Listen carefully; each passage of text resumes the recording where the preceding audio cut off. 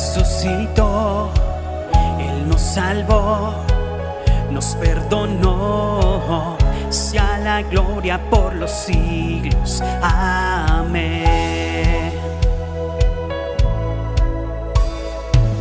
Al que murió, resucitó, Él nos salvó, nos perdonó, sea la gloria por los siglos.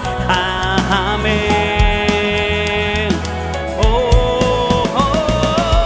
Al que murió, resucitó, Él nos salvó, nos perdonó, sea la gloria por los siglos. Amén.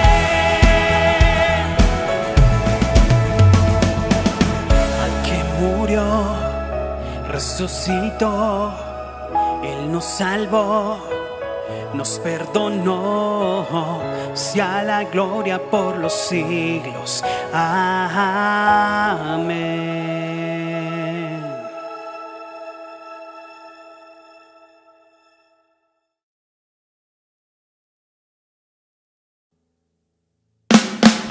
Vamos todo el mundo a adorar, vamos en familia a aclamar, vamos todo el pueblo a buscar el rostro de Jesús, el rostro de Dios.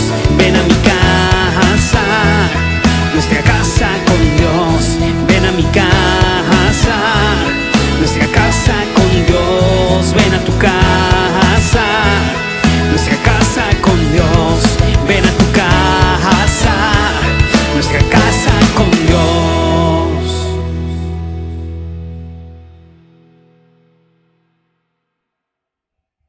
Vive en la plenitud de la buena noticia que es Cristo Jesús. ¿Y de qué trata esta buena noticia? Salvación de la muerte y vida eterna, libertad sobre la esclavitud del pecado, y ahora somos el templo de su Espíritu Santo. Tú y yo somos la casa de Dios, somos su casa. Bienvenidos a nuestra casa con Dios, tu casa. Soy el pastor Manu Pajarín, tu amigo, y en nombre de mi esposa, la pastora Luris, y de los pastores Ángel y María, le damos la bienvenida a esta prédica que hemos titulado Errores del Evangelio de la Prosperidad. Errores del Evangelio de la Prosperidad. Y utilizaremos una entrevista a un escritor renombrado para profundizar en este tema. Así es que, bienvenidos y empecemos.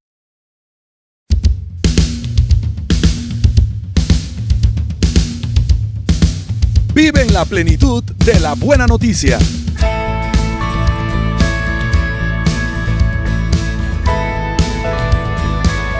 Somos la Iglesia Cristiana Nuestra Casa con Dios.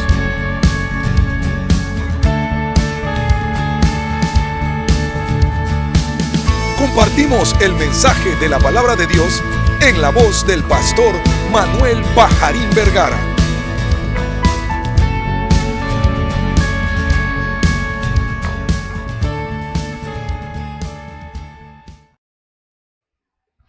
He concluido que esta pandemia ha servido para devolver a la iglesia hacia la Biblia y hacia la verdad que enseña acerca de la buena noticia, o sea, el Evangelio de Cristo. Una de las cosas que esta pandemia demostró es que el Evangelio de la prosperidad es falso.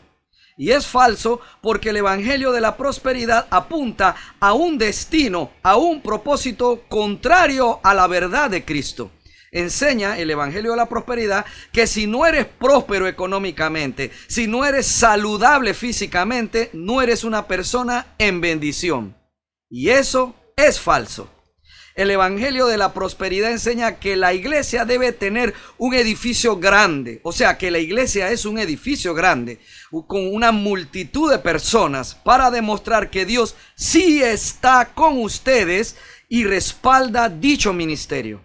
Enseña, el Evangelio de la prosperidad, enseña que Jesús amaba a las multitudes más que al individuo. Sin embargo, ignoran que Jesús solo a sus discípulos más cercanos les hablaba de forma entendible sin usar parábolas. El Evangelio de la Prosperidad solo respeta a los ministerios con mega iglesias, con emisoras de radio y canales de televisión, porque en esos ministerios famosos y exitosos son los que realmente tienen la bendición, el respaldo de Dios. Los ministros de estas megas iglesias son los que demuestran, según el Evangelio de la Prosperidad, los ministros de estas mega iglesias son los que demuestran tener una fe verdadera, porque le han creído a Dios y han recibido como recompensa de su fe la multiplicación de seguidores y de bienes. Y esto es totalmente falso. Porque si esto fuera verdad, los apóstoles Pedro y Pablo murieron entonces fuera de la bendición de Dios, porque fueron apresados y asesinados por Roma. Pablo, según el Evangelio de la Prosperidad, murió fuera de la bendición de Dios, porque sus últimos años los pasó prisionero del gobierno de Roma, del gobierno del imperio.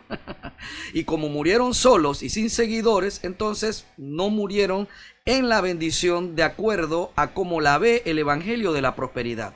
En el estándar del Evangelio de la Prosperidad, entonces Pedro y Pablo, te repito, terminaron como loser, o sea, perdedores. Lo cierto es que nada ha podido hacer este Evangelio de la Prosperidad contra esta pandemia. Ninguno de sus profetas atinó a predecir el final abrupto e inmediato de este virus, como muchos profetizaron al inicio de la pandemia. Algunos de estos ministros defienden su fracaso profético, negando todavía la existencia del coronavirus. Y fracasaron porque Dios claramente está poniéndole final a esta falsa doctrina. De aquí en adelante, quien quiera seguir predicando esta mentira, se irá separando cada vez más del cuerpo de Cristo, su iglesia. Y aquellos que lo sigan, a estos predicadores del Evangelio de la Prosperidad, aquellos que lo sigan terminarán formando en el futuro, formando parte de sectas en el cristianismo. Y como si ya no tuviéramos suficientes sectas. Para explicarnos mejor en este tema, veremos a continuación una entrevista en YouTube que le hicieron al doctor César Vidal acerca del Evangelio de la Prosperidad.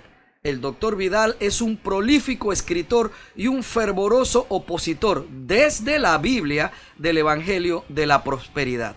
El doctor Vidal en esta entrevista hace una excelente exposición acerca del origen del Evangelio de la Prosperidad, el cual no es una doctrina bíblica. Veamos y escuchemos entonces las palabras del doctor César Vidal. Yo quise que habláramos sobre el tema del Evangelio de la Prosperidad. ¿Qué es? ¿Cuál es su origen en cuanto a la historia? ¿Cuál es su origen teológico o más bien filosófico? ¿Y cuál es la postura bíblica con respecto a estas enseñanzas? Bueno, son varias cuestiones, vamos a ir intentando desgranarlas poco a poco, ¿no? Vamos a empezar con el origen. El Evangelio de la Prosperidad para muchos seguramente sería el Evangelio máximo, sería la manera más profunda de entender las Escrituras, más prometedora. Lamento darles un disgusto esta tarde porque el Evangelio de la Prosperidad no es nada más que la infiltración en las iglesias evangélicas del ocultismo del New Thought del siglo XIX. Voy a intentar explicar un poco qué es esto. New Thought es un término que es inglés, que significa el nuevo pensamiento y que es algo que aparece en el siglo XIX de la mano de un ocultista norteamericano que se llamaba Phineas Quimby. Y Phineas Quimby es un personaje que desde el principio se dedica a ir avanzando algunos de los aspectos de ese movimiento del New Thought. ¿Qué tiene ese movimiento que efectivamente es lo mismo que el Evangelio de la Prosperidad? Pues tiene, por ejemplo, la confesión positiva. Es decir, si tú te dedicas a confesar algo en voz alta, eso se produce como por arte de magia. Y subrayo lo de la magia porque efectivamente parte de un pensamiento mágico, no de un pensamiento bíblico. Es el hecho de que también tú puedes cambiar la realidad visualizando. Es decir, si yo en un momento determinado me siento en una silla en mi casa y empiezo a visualizar lo que deseo, se supone que esto va a acabar produciéndose a diferencia de lo que pueda producirse en ese momento. Y esto va vinculado además a dos cuestiones que obviamente son preocupaciones del ser humano. Una, la salud, es decir, tú puedes de alguna manera provocar el estar sano continuamente si estás utilizando esa confesión positiva y ese pensamiento positivo, y también puedes enriquecerte si efectivamente entre aquello que tú visualizas, que tú confiesas positivamente, que tú señalas, está el hecho de obtener riquezas. Este sería un resumen, yo diría que muy pequeño, de lo que es el origen de ese New Thought. El New Thought históricamente se ha dividido luego en distintos grupos. Por ejemplo, la ciencia cristiana de Mary Baker Eddy es una heredera directa del New Thought. La idea de que en realidad la enfermedad no existe, es algo mental, tú puedes controlar esa enfermedad. No hace falta que diga que la gente de ciencia cristiana enferma y se muere exactamente igual que todo el mundo, pero evidentemente esto forma parte de su creencia, en muchos casos hasta el extremo de negarse a recibir tratamiento médico, a tomar medicinas. Es el caso de Unity. Unity es un movimiento que yo no creo que ahora esté en sus mejores momentos, pero en los años 70, 80 era muy conocido y es otro movimiento de New Thought. Y luego está el caso del Evangelio de la Prosperidad. El Evangelio de la Prosperidad es algo que viene directamente del New Thought, y esto se puede ver, por ejemplo, en las obras del que se podría decir que prácticamente es el padre del Evangelio de la Prosperidad, aunque ya murió hace años, que es Kenneth Hagin. Kenneth Hagin solía contar las revelaciones que había tenido el Señor sobre los principios del Evangelio de la Prosperidad. Te contaba historias tremendas, como que aparecía un demonio en forma de simio y decía Yakati Yak y cosas así. O sea, Kenneth Hagin de vez en cuando te metía algunas historias bastante inverosímiles en general, por no decir ridículas, pero cuando uno lee en inglés las obras de Kenneth Hagin, es que son New Thought. En algunos casos los párrafos son párrafos tomados literalmente de libros de New Thought, lo que uno le hace pensar o bien que Kenneth Hagin plagió directamente del New Thought, como en su día pues la profetisa de los adventistas del séptimo día, Ellen White, plagió de todo lo que se le puso por delante, o que aquel que inspiró, el espíritu que inspiró a los autores de New Thought, pues también inspiró a Kenneth Hagin. Kenneth Hagin, insisto, ha sido hasta su muerte hace pocos años el gran patriarca del Evangelio de la Prosperidad, y era un personaje que toma el New Thought y parece que al lado agarra una canasta de versículos bíblicos, mete la mano y espolvorea una serie de versículos bíblicos, y la sensación que da es que aquello es medianamente bíblico. Yo diría que Kenneth Hagin incluso era el más moderado, es decir, fue el primero y fue el más moderado, es decir, en términos generales era un pentecostal, pero con toda una carga de New Thought que tenía que ver con la sanidad, con la prosperidad, con la confesión positiva, con la visualización. Los discípulos de Kenneth Hagin ya han ido siendo cada vez más Evangelio de la Prosperidad y menos pentecostalismo, es decir, un Kenneth Copeland, por ejemplo, un Creflo Dollar, por ejemplo, o la gente que ha podido llegar ya dentro de lo que sería el mundo hispano. Estoy pensando en un Cash Luna, estoy pensando en un Guillermo Maldonado, etcétera. Bueno, esta es gente que cada vez ha sido menos bíblica, que se limita a repetir demasiados versículos totalmente sacados de contexto y que no tienen nada que ver para aquello con que ellos lo apoyan. Y es gente todavía, yo diría, más poco consistente, con menos solidez todavía que Kenneth Hagin, que ya es decir. En algunos casos incluso son personajes que en los últimos tiempos han ido revisando su doctrina. Yo estoy pensando, por ejemplo, en una época, en los años 80, 90, en que posiblemente la gran figura del movimiento de la prosperidad, del movimiento de fe, como ellos decían, era Benny Hinn, y Benny Hinn podía decir las tonterías que quisiera, que de todas formas provocaba un entusiasmo tremendo. La gente iba a su iglesia en la Florida, pues como los católicos van al santuario de la Virgen de Lourdes o de la Virgen de Fátima, y hace pocos años uno de los sobrinos de Benny Hinn de pronto salió y dijo: el Evangelio de la Prosperidad es un antievangelio.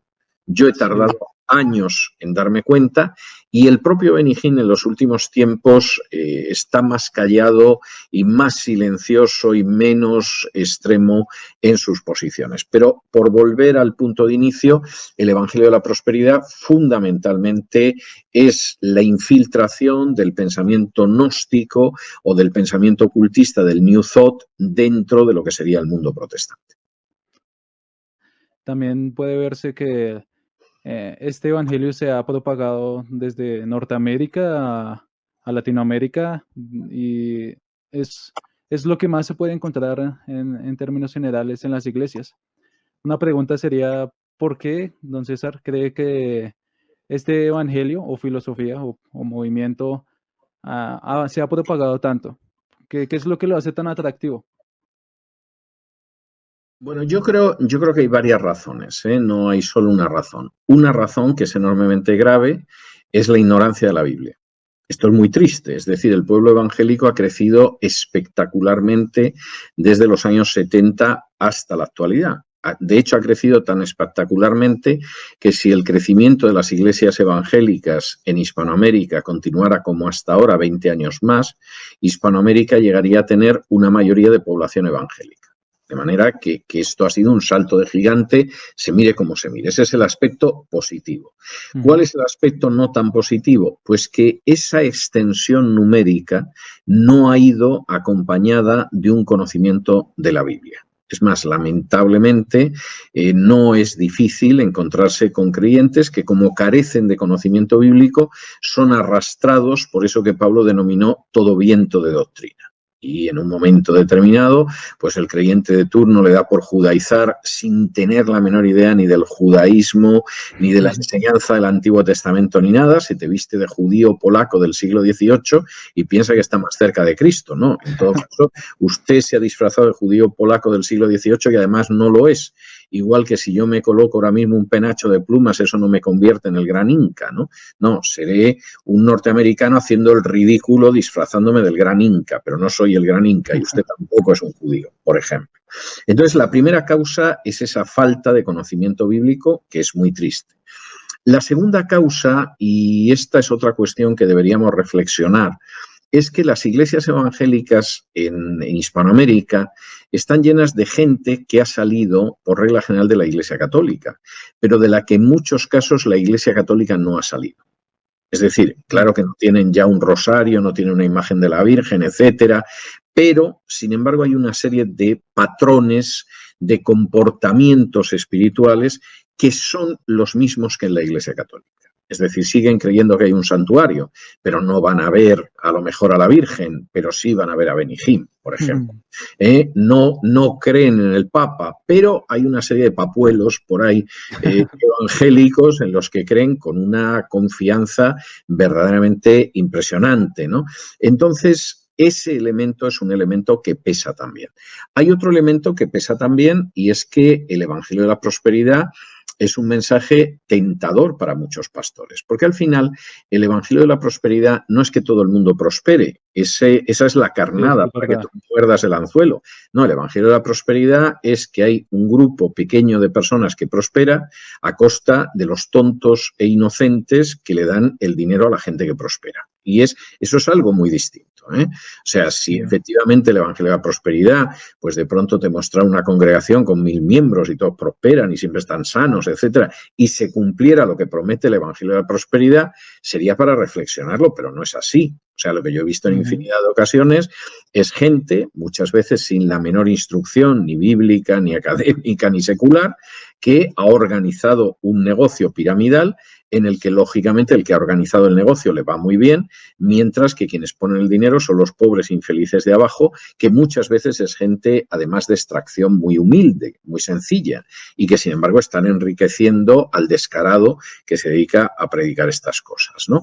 Y el cuarto aspecto que yo creo que influye en esto es la propia codicia de muchos de esos creyentes o seguidores del Evangelio de la Prosperidad. Es decir, el Evangelio de la Prosperidad es otro evangelio, como diría Pablo en Gálatas 1, es un evangelio que no es el evangelio que aparece en las Escrituras, pero es un evangelio atractivo. La buena nueva es que Dios es tu cajero automático. La buena nueva es que no vas a caer jamás enfermo. La buena nueva es que tú confiesas algo y inmediatamente eso te viene si tienes fe. Y claro, hay mucha gente que quisiera tener esa situación. Yo he conocido gente que en un momento determinado me ha dicho, dice, bueno, mi vida espiritual está muy clara. Yo lo que quiero es tener todas las facturas pagadas y cuando el Señor me llame, que me arrebate y me voy con Él, ¿no? Pues esa forma de ver la vida cristiana seguramente es muy sencilla y seguramente para muchos es muy atractivo. El problema es que no es cristiana. Es decir, eso es una cosa muy distinta de lo que aparece en el Evangelio.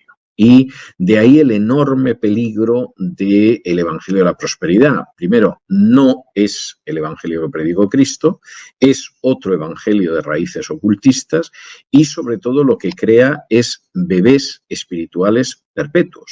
Es decir, uno puede entender que una persona se convierte, uno puede entender que una persona en un momento determinado pues está tomando el biberón, está tomando la leche espiritual porque acaba de convertirse, pero es que el Evangelio de la Prosperidad lo mantiene en el estado de bebé de manera perpetua. Es decir, esa persona no madura, no se entera de lo que es el servicio, no se entera de lo que es la santificación, no se entera de lo que es ser discípulo, no se entera de lo que es la vida cristiana. Solamente cree en un Dios que es una especie de Santa Claus que efectivamente le concede todo tipo de capricho. Es decir, siguiendo el vocabulario bíblico que aparece en Hebreos, es un Dios que lo considera no su hijo, sino su bastardo.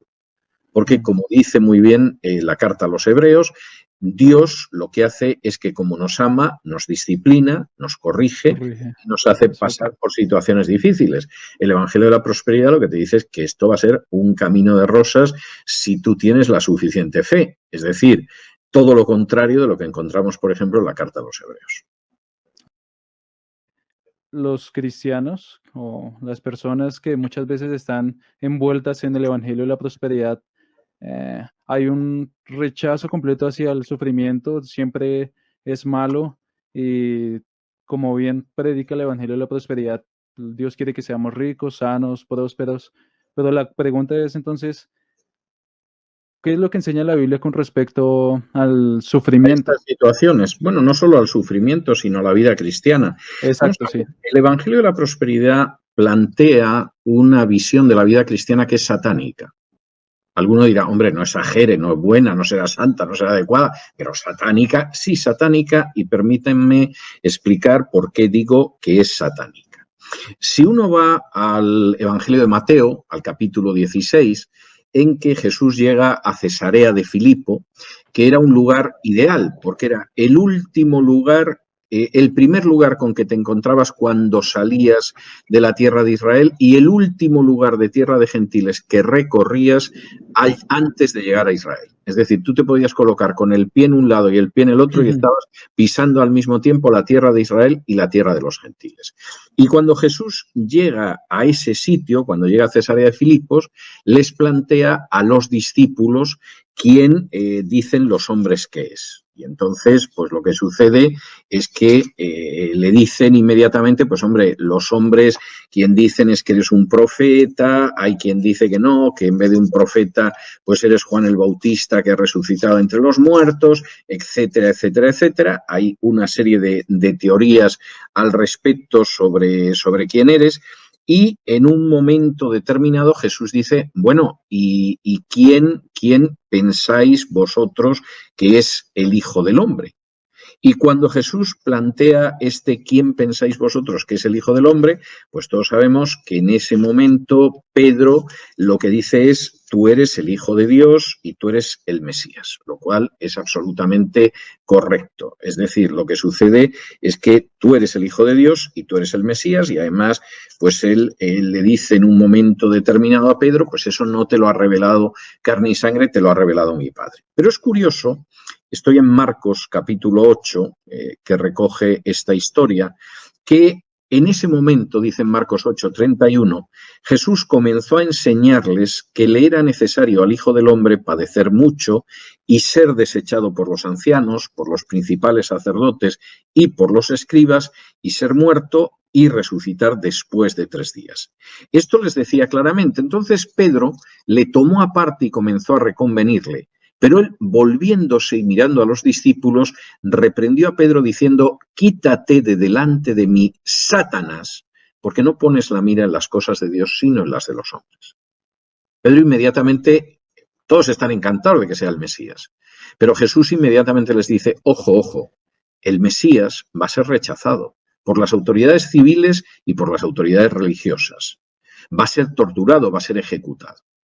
Y claro, y este tipo de Mesías no me gusta tanto. Pedro lo toma aparte y le dice: Señor, eso no puede pasar, ese tipo de Mesías no puede ser tú. Es curioso que Jesús le dice inmediatamente: quítate de delante de mí, Satanás. La manera en que tú tienes una visión espiritual, a ti te parecerá que es muy espiritual porque hablas del Mesías, pero esa visión en realidad es satánica. Porque el Hijo del Hombre va a pasar esto. Pero a continuación, Jesús dice cómo tienen que vivir sus discípulos. Y dice en el versículo 34, y llamando a la gente y a sus discípulos les dijo: si alguno quiere venir en pos de mí, niéguese a sí mismo y tome su cruz y sígame. Es decir, la vida del discípulo no es que Dios te da una tarjeta de crédito y continuamente tú la metes en el cajero y Dios te concede todos tus caprichos porque confiesas positivamente. Situación que yo he visto en varias ocasiones y acaba de manera muy trágica, ¿no? Si alguno quiere venir detrás de mí, lo primero que tiene que hacer es negarse. No colocar su voluntad imponiéndosela a Dios, sino negarse a sí mismo. Lo segundo que tiene que hacer es tomar su cruz. Y la idea no es esa idea católica de que la cruz es aguantar una suegra insoportable, no. Sí. Es la idea de que estás dispuesto a llevar el instrumento de tortura más bochornoso y más doloroso de la sociedad de tu tiempo, como en la época de Jesús era la cruz, y tercero, me vas a seguir. Y la palabra que se utiliza además para seguir es una palabra que en griego tiene el sentido de vas a venir totalmente agarrado de mi mano. Esto es lo que se espera de los discípulos y alguno dirá: oiga, pues yo es que prefiero quedarme con la casa que voy a tener la que yo quiera, el automóvil que voy a poder renovar, etcétera. Pero lo que dice Jesús a continuación en los siguientes versículos es lo siguiente, versículo 35. Porque todo el que quiera salvar su vida la perderá y todo el que pierda su vida por causa de mí, del Evangelio, la salvará. Porque ¿qué aprovechará al hombre si ganare todo el mundo y perdiere su alma? ¿O qué recompensa dará el hombre por su alma? Porque el que se avergonzare de mí y de mis palabras en esta generación adúltera y pecadora, el Hijo del Hombre se avergonzará también de él cuando venga en la gloria de su Padre con los santos ángeles. Las palabras de Jesús son enormemente claras. El mundo cree que si tú ganas determinadas cuestiones materiales, efectivamente tu vida ha merecido la pena. Pero esa es la visión del mundo, incluso se podría decir que es la visión satánica. La visión de Jesús es que no te debe de importar lo que piense el mundo, los valores del mundo, la idea de lo material, porque en realidad, aunque ellos piensen que tú estás perdiendo tu vida, tú estás ganando tu vida. Y puedes llegar a ganar todo lo que hay en el mundo y ser el personaje más influyente, más famoso, con mejores casas, automóviles, etcétera, pero no sirve de nada si ganas todo el mundo y pierdes tu alma y no puedes dar nada a cambio de tu alma. Y en ese sentido, el Evangelio de la Prosperidad es que es un golpe sucio contra la enseñanza de lo que es el discipulado dentro de la doctrina de Jesús. Porque Jesús dice: si me quieres seguir, no es que tengas tanta fe que estás convencido de que yo te voy a dar el auto, la casa, nunca te vas a poner enfermo. No hay nada de eso. El que quiera realmente venir en pos de mí, primero que se niegue, que aprenda que quien decide su vida no es él, y él imponiendo a Dios con confesión positiva como tiene que ser su vida. No, es una persona que en primer lugar se niega a sí mismo, luego está dispuesta a morir la muerte más vergonzosa por seguir a Jesús y finalmente lo sigue. No solamente esto, y quisiera detenerme, si tú me permites, unos minutos en esta cuestión porque me parece importante. Adelante. No solamente es que esa visión de la prosperidad es falsa y esa visión de la vida cristiana es falsa, insisto, es satánica. Es lo que Jesús califica como propia de Satanás cuando ve que esa es la actitud de Pedro. Es que además hay una perversión de lo que es la fe. El movimiento de fe insiste en que efectivamente si tú tienes fe, pues nunca vas a caer enfermo. Si tú tienes fe, le vas a pedir a Dios la casa de tus deseos y te la va a dar. Si tú tienes fe, vas a poder cambiar de automóvil cada año, etcétera, etcétera, etcétera. Eso es una perversión absolutamente maligna y adulterada de lo que es la fe. Y por supuesto ya desprender de eso, que si tú prosperas como el charlatán que se dedica a predicar esto desde el púlpito, es que tienes fe, pero si no alcanzas eso es que no tienes fe, eso es directamente contrario a las Escrituras. Permítame que vayamos a un texto en Hebreos capítulo 11, que por cierto Es muy usado. es el texto que habla de fe.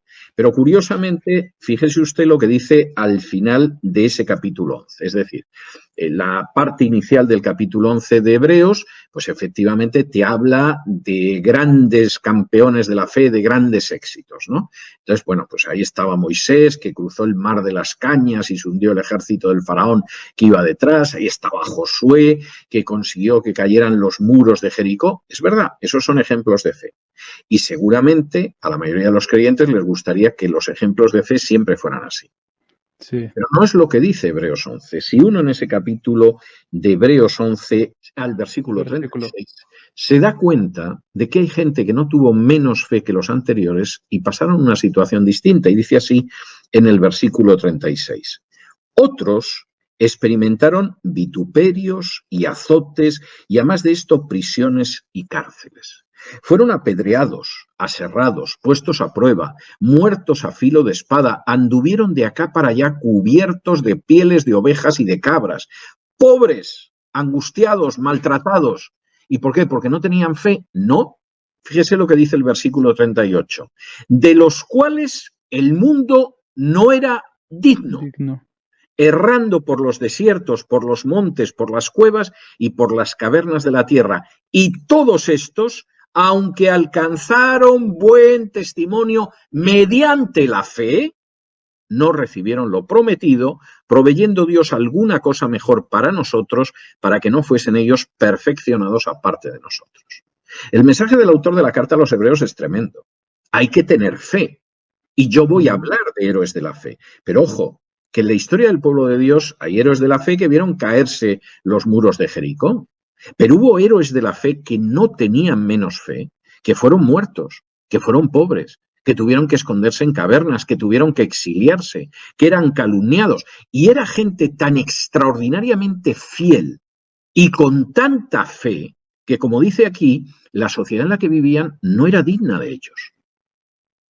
Es decir, era de esos juicios que tú dices, qué vida tan increíblemente criminal lanzaron sobre estos cristianos, pero no es porque no tuvieran fe, todo lo contrario, alcanzaron buen testimonio por la fe que tenían. Eran gente tan superlativa, tan extraordinaria, que la sociedad en medio de la que vivieron no se los merecía. Y sin embargo, esta fue la vida. ¿Por qué? Porque seguir a Cristo significa primero negarse a sí mismo, después tomar la cruz y después seguirle. ¿Qué es lo que aparece aquí? No solo eso, voy a dar un paso más, porque estamos hablando de la fe.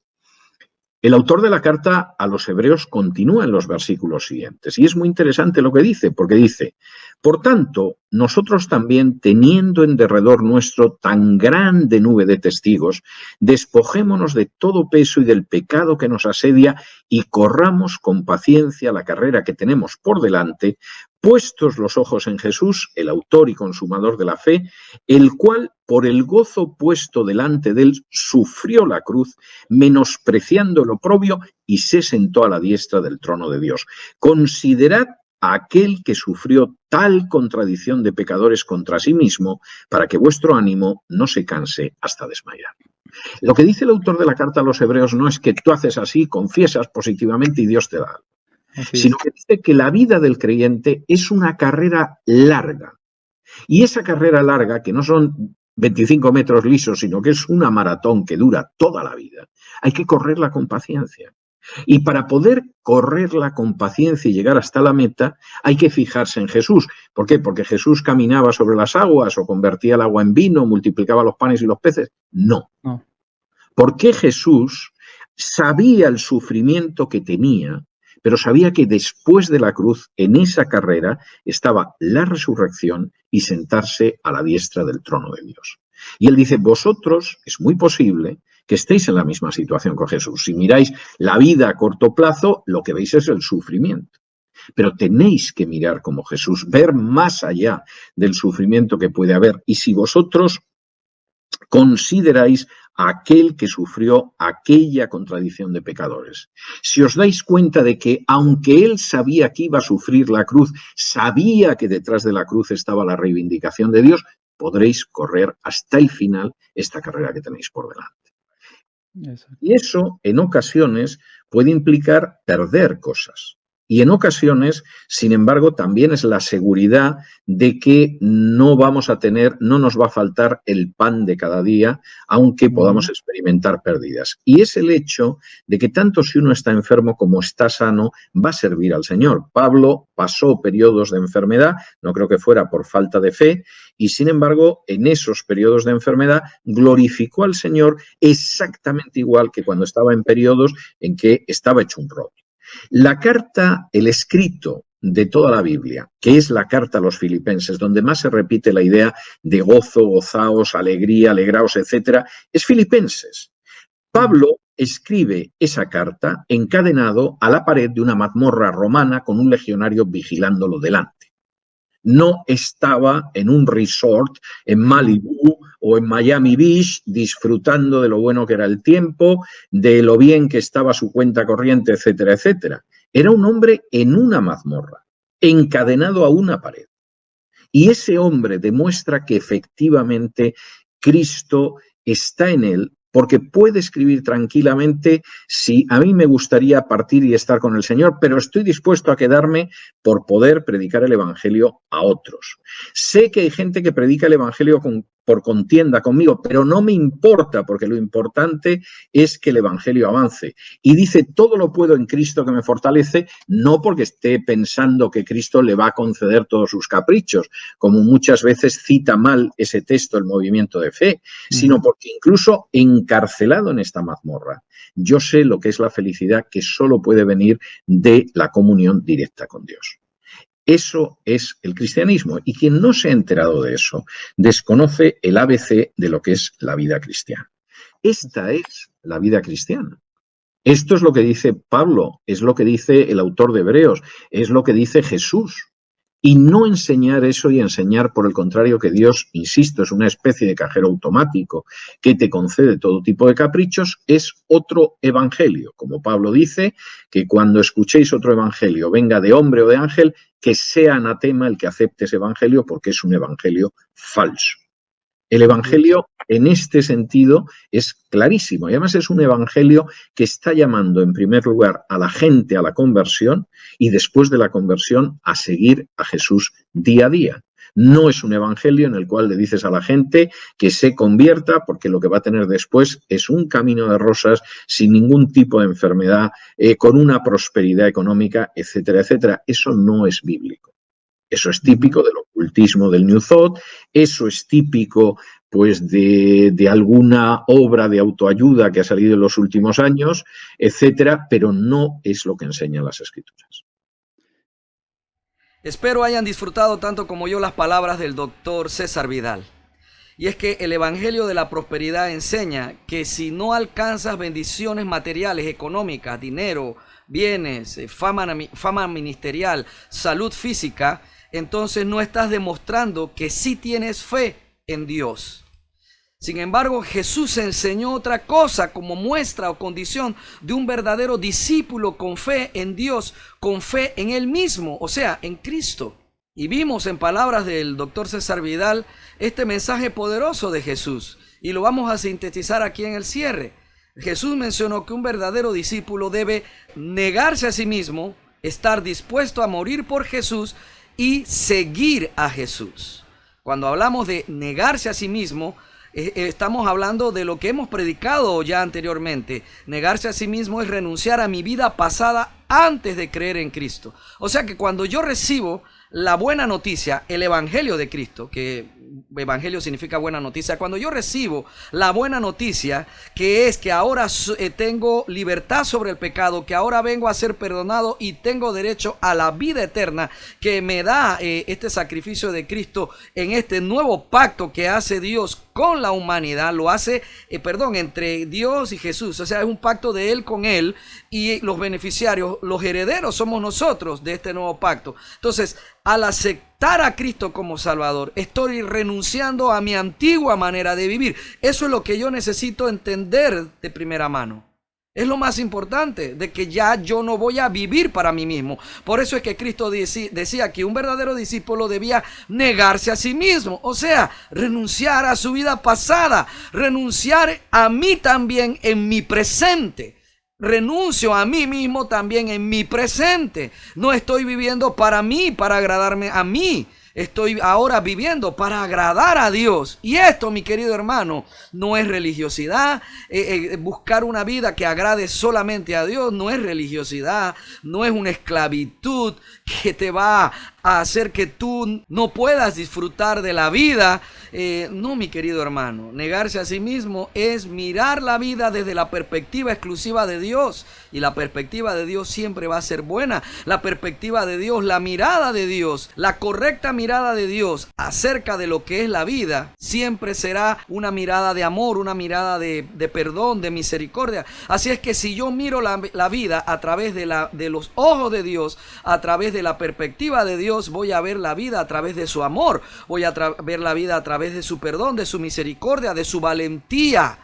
Mi querido hermano, miraré y actuaré en la vida entonces de acuerdo a su verdad, apartado del pecado. Entonces, como estaré apartado del pecado y buscaré conscientemente, porque ese es mi gran aporte, porque no somos títeres, ese es mi gran aporte, ahí sí tengo libre albedrío para eso. Entonces, libre albedrío para aportar mis decisiones a mi vida cristiana, a mi vida en Cristo. Entonces, esa vida en Cristo me va a llevar a mí mismo conscientemente a apartarme del pecado, a hacerle frente al pecado, a huir de las tentaciones. Y cuando esté viviendo de esta manera, de la manera de Dios, entonces yo estaré honrando a Dios y honrando a las demás personas.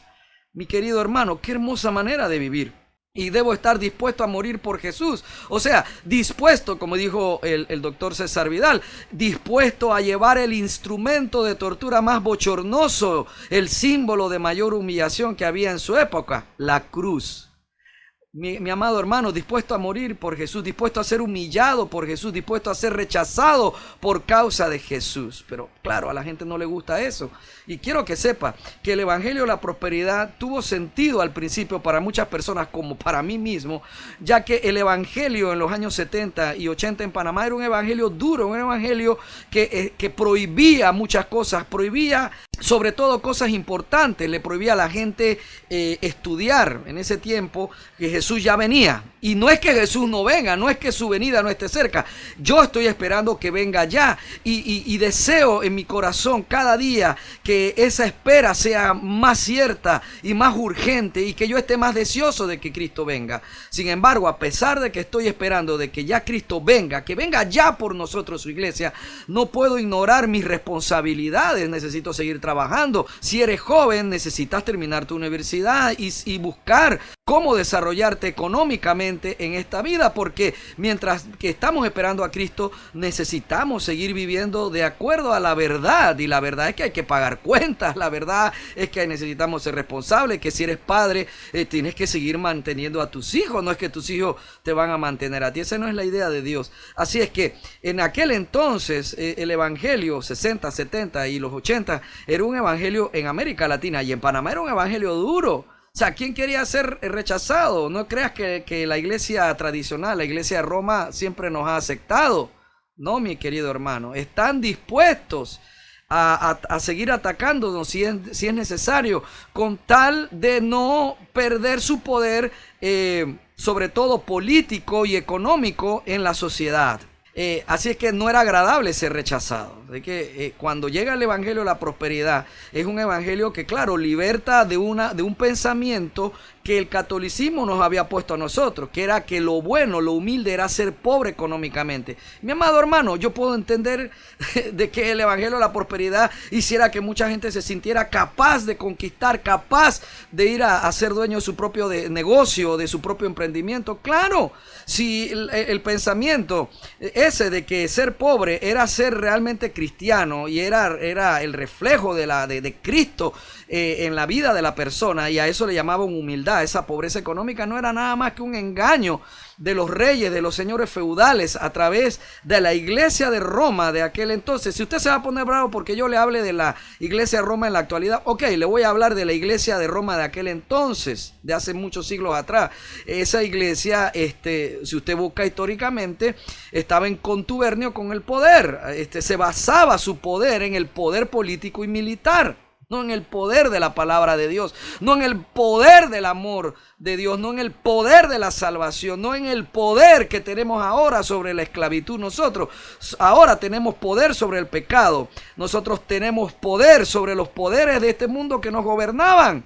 No, ese no era el poder de la iglesia católica, era un poder de las armas, era un poder económico, era un poder político. Entonces estaba bien enseñarle al que no sabía leer y que no podía leer la Biblia en aquellos entonces, de que ser pobre era lo correcto porque Jesús había sido pobre. Así que el evangelio de la prosperidad, yo pienso que en medio de su locura ayudó a que nos destapáramos del pensamiento retrógrada de que ser pobre económicamente era ser santo.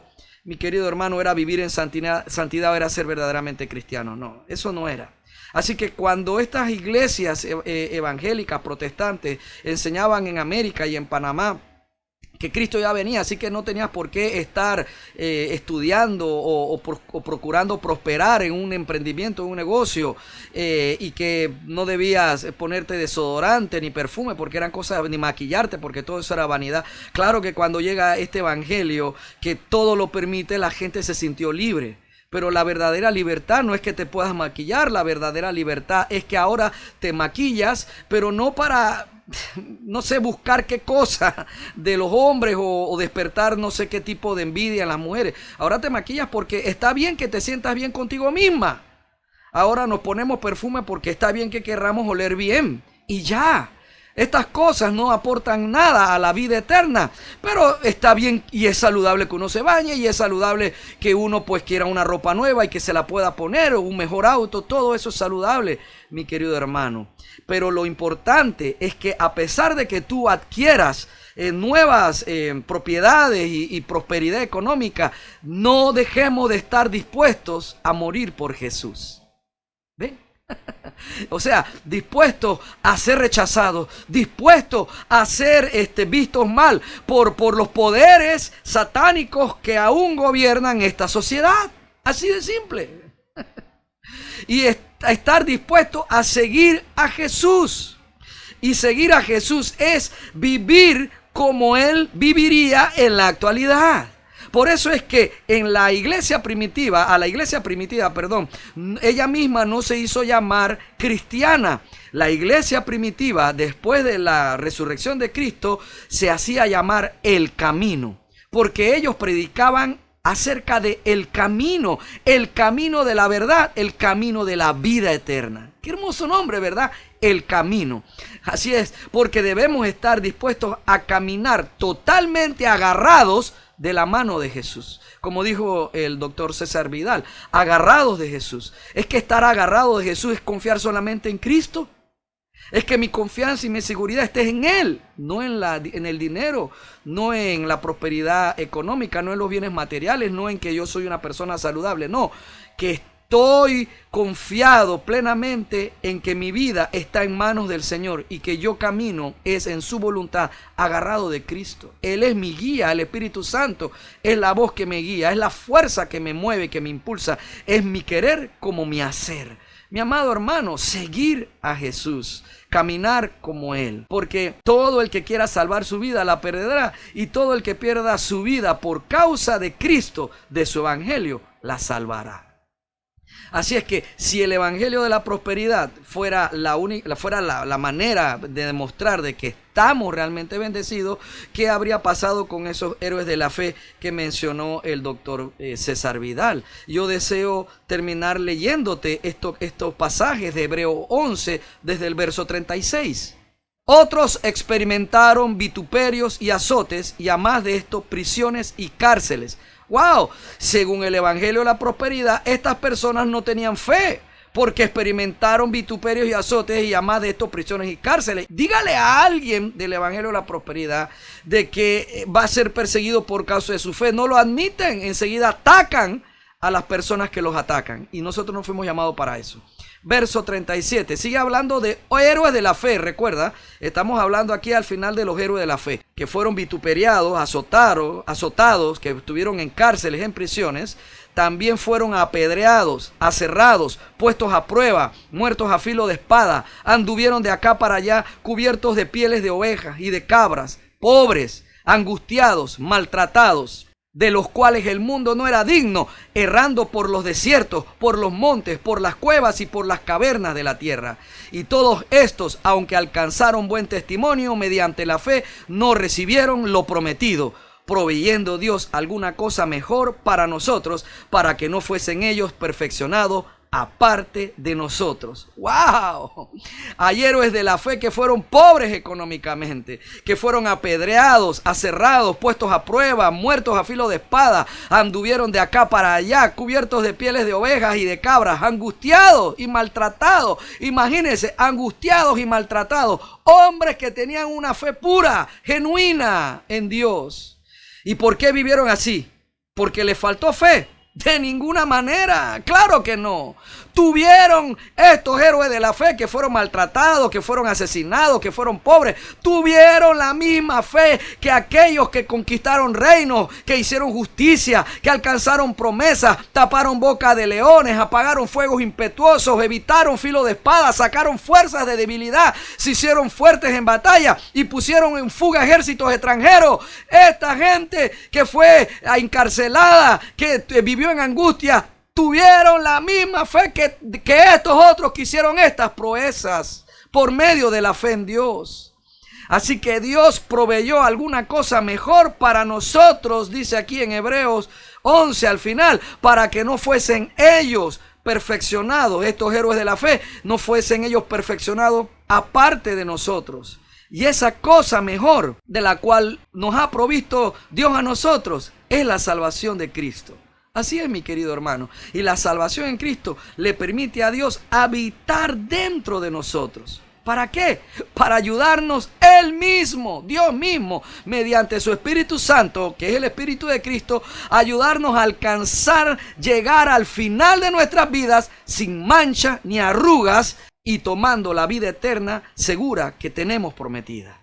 Los héroes de la fe no podían todos conquistar reinos, no podían todos tapar boca de leones, y tampoco todos podían ser pobres, ni todos podían ser muertos a filo de espada sin alcanzar lo que esperaban recibir de Dios.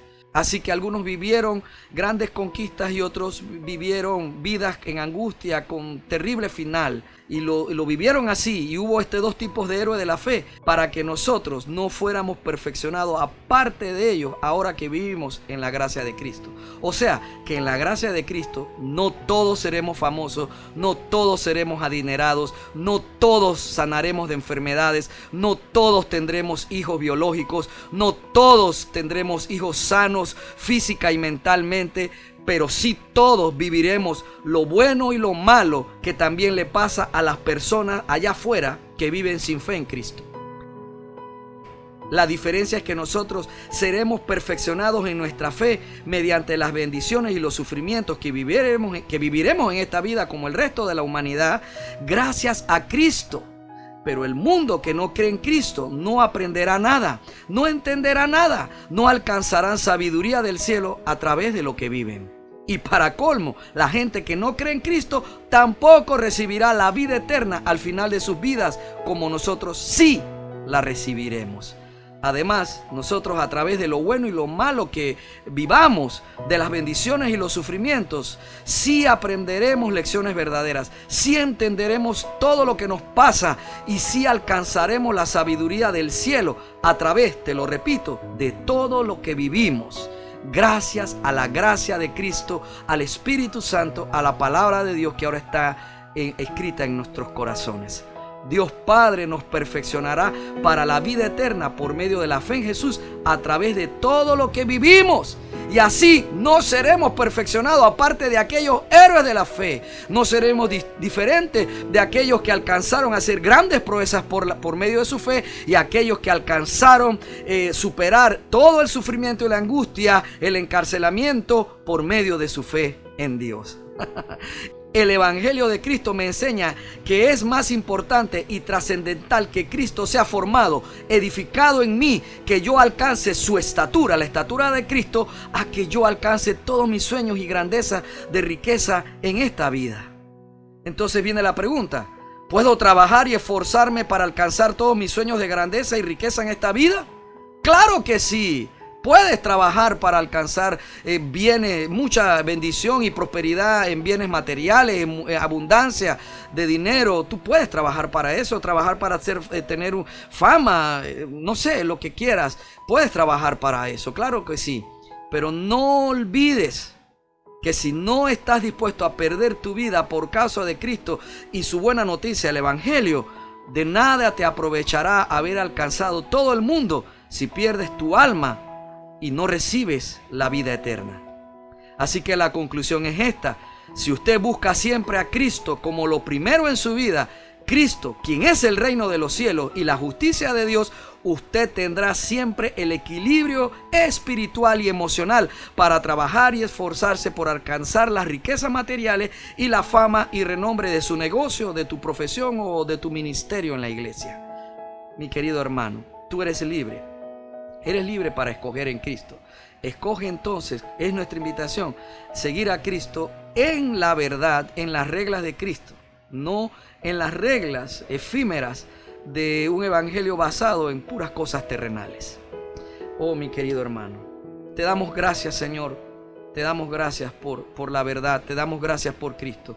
Gracias, Señor Jesús, porque sin ti no alcanzaríamos, Dios Todopoderoso, la vida eterna. No seríamos libres del poder del pecado, ni libres de los poderes que gobiernan a este mundo, ni libres de la naturaleza pecaminosa que vive alojada en mi carne. No seríamos libres de estas cosas, no seríamos libres de la influencia de Satanás. Gracias, Señor Jesús, gracias por Cristo y gracias por tu verdad. Gracias porque en ti somos verdaderamente libres y podemos, Señor, buscar alcanzar nuestros sueños mientras esperamos con fervor que tu Hijo Jesucristo venga ya por nosotros, su iglesia. Gracias, Señor. Gracias, Padre. En Jesucristo el Señor ya te ha bendecido y te ha guardado. En Jesucristo el Señor ya ha hecho resplandecer su rostro sobre ti y en la cruz de Cristo ya tuvo Dios de ti y de mí misericordia. En la resurrección de la muerte de Cristo Jesús, Jehová alzó permanentemente su rostro sobre ti y sobre mí, y en Jesús, el Dios Todopoderoso, puso en ti y en mí, nos regaló su paz, para que tú y yo seamos llenos del conocimiento de su voluntad en toda sabiduría e inteligencia espiritual, para que tú y yo andemos como es digno del Señor, agradándole en todo y llevando fruto en toda buena obra, y creciendo cada día más en el conocimiento pleno de nuestro poderoso Dios y de nuestro amado Salvador Jesucristo. Amén y amén. Gracias, mi querido hermano, por haber escuchado toda esta enseñanza y la parte de la predicación al final. Gracias, muchas gracias. Esta es nuestra casa con Dios, tu casa, y yo soy el pastor Manu Pajarín, tu amigo. Nos vemos en la siguiente prédica.